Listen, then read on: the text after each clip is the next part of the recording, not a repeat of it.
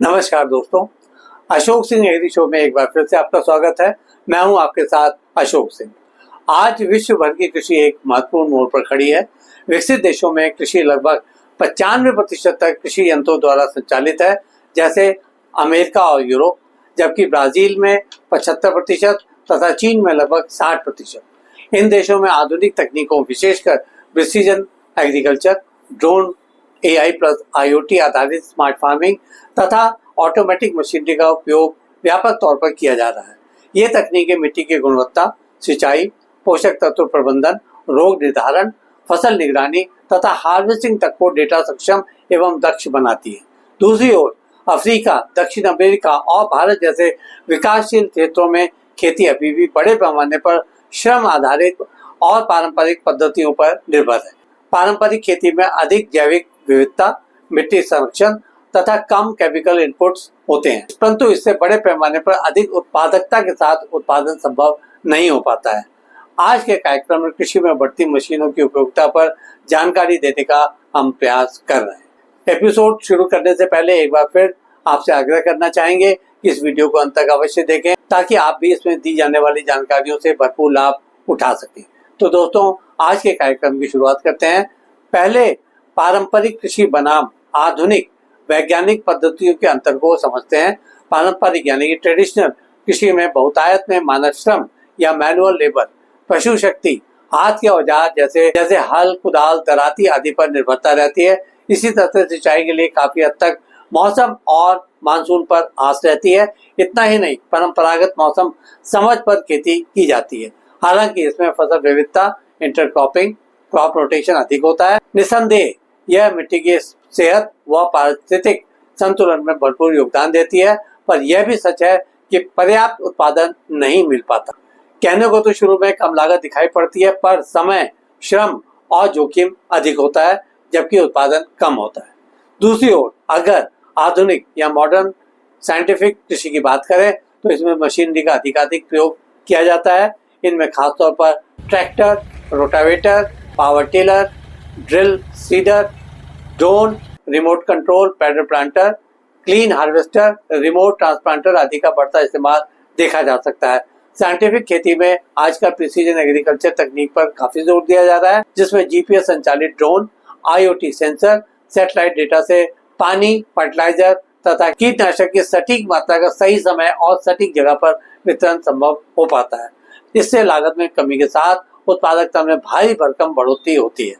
यही नहीं, AI और डेटा एनालिटिक्स पर आधारित विश्लेषण से भावी फसल प्रदर्शन, कीट प्रबंधन, फसल चयन, मौसम आधारित निर्णय लेने में भी आसानी हो जाती है। कहने की जरूरत नहीं कि इनकी वजह से कृषि उत्पादन में बढ़ोतरी होती है। इन आधुनिक तकनीकों के अलावा नो टिल एवं इंटीग्रेटेड फार्मिंग मॉडल का भी प्रयोग बढ़ता हुआ देखा जा सकता है। इसमें मिट्टी संरक्षण, जल संरक्षण तथा जैव विविधता बनाए रखते हुए उत्पादन बढ़ाने की तकनीकें अपनाई जा रही हैं। इस प्रकार यह कहना गलत नहीं होगा कि आधुनिक पद्धतियां उत्पादकता, समयबद्धता, लागत बचत तथा वैज्ञानिक प्रबंधन को बढ़ावा देती है। यहाँ यह सवाल किया जा सकता है कि भारतीय खेती अभी भी पारंपरिक क्यों है। यह सच है कि भारत में कृषि से लगभग 43% आबादी को रोजगार मिलता है तथा यह GDP का लगभग 16% हिस्सा देती है।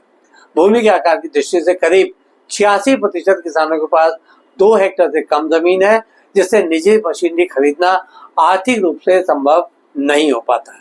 हमारे देश में मशीनरी अपनाने की दर लगभग 47% या कुछ आंकड़ों में 40 से 45% है, जिसमें गेहूं लगभग 69%, धान 53%, मक्का 46%, कपास 35 से 36%, मिलेट्स 33% तक है, जबकि खुदाई एवं हार्वेस्टिंग क्षेत्र में यह प्रतिशत अभी भी काफी कम है। प्रशिक्षण और जागरूकता की कमी, वित्तीय संसाधनों का अभाव, मशीनों की अनुपलब्धता और रख रखाव की समस्या के साथ ही छोटे खेत वाले किसानों में तकनीकी ज्ञान की कमी इसके प्रमुख कारण के तौर पर गिनाए जा सकते हैं। अब दूसरा और सबसे अहम प्रश्न यह भी उठाया जा सकता है कि कृषि उत्पादन बढ़ाने के लिए मशीनरी की आवश्यकता क्यों है। इसकी सबसे पहली वजह है ग्रामीण इलाकों में तेजी से बढ़ता श्रम संकट। शहरीकरण के कारण ग्रामीण क्षेत्रों से कृषि श्रमिक कम होने लगे हैं तथा श्रम की उपलब्धता घट रही है। बढ़ती आबादी के साथ खाद्यान्न की मांग में भी वृद्धि हो रही है।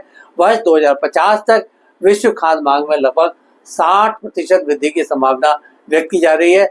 अगर भारत की बात करें तो बढ़ती जनसंख्या की जरूरतों को पूरा करने के लिए कृषि उत्पादन बढ़ाने के सिवा कोई अन्य विकल्प नहीं है। अगर आर्थिक नजरिए से देखें तो मशीनरी का उपयोग बीज, खाद, कीटनाशक लागत में 15 से 20% तक की बचत कर सकता है। इसके साथ ही सही मशीनों से फसल उत्पादकता में 20 से 30% तक वृद्धि संभव है। समय और श्रम की बचत भी इसके अलावा होती है।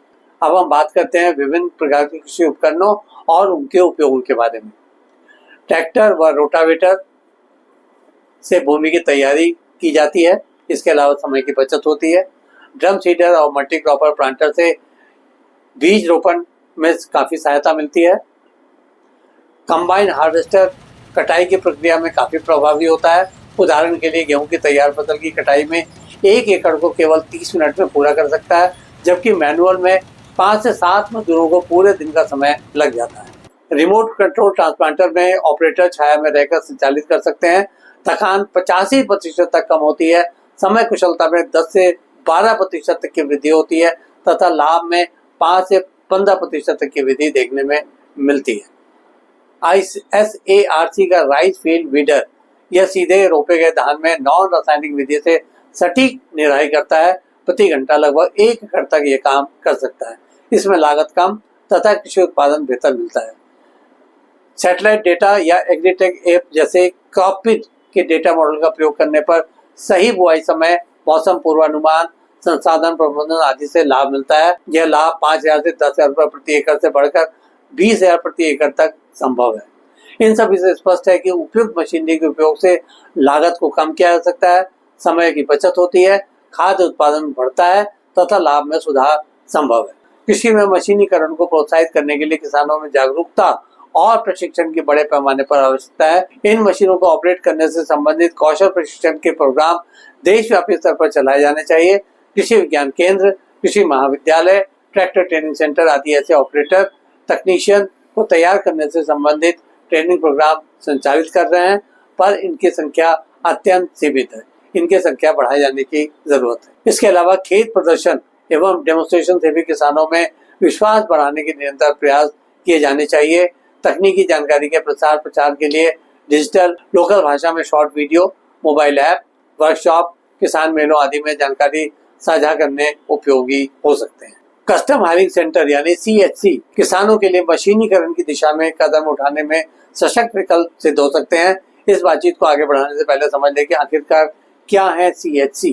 कस्टम हायरिंग सेंटर वह केंद्र होते हैं जहां छोटे और सीमांत किसान मशीनों को किराए पर ले सकते हैं। इन मशीनों को खरीदने के लिए panchayat, NGO, self help group तथा FPO को सब्सिडी भी दी जाती है। एक मोटे अनुमान के अनुसार अब तक 27,500 से अधिक CHC देश भर में स्थापित किए जा चुके हैं और 13 लाख से अधिक मशीनें इनमें वितरित की जा चुकी है। जहां तक इनके लाभ की बात है, छोटे किसानों को कम लागत पर जरूरत के समय मशीनों की सुविधा अपनी खेती के लिए कामों के लिए मामूली किराए पर मिल जाती है। FPO, HSG, PACS समूह मिलकर CHC का संचालन करते हैं, जिससे मशीन उपयोग की दर बेहतर होती है। इस तरह से CHC केवल किराए के नहीं बल्कि समय समय पर सही उपकरण, सही क्रॉप, सही मूल्य पर उपलब्ध करवाने का नेटवर्क बनाने में भी अहम भूमिका निभाता है। आज के एपिसोड में बस इतना ही दोस्तों। कल एक नए विषय पर चर्चा करने के लिए दोबारा इसी समय पर हाजिर होंगे। दोस्तों, अगर आपको वीडियो पसंद आया हो तो इसे शेयर करें, लाइक करें और हमारे चैनल को सब्सक्राइब करना ना भूलें। आपके पास कोई सवाल या सुझाव हो तो कृपया कमेंट बॉक्स में लिखें। हम आपके सवालों का जवाब देने के लिए हमेशा तैयार हैं। कल एक और नए विषय पर बातचीत करने के लिए दोबारा हाजिर होते हैं। तब तक के लिए नमस्कार।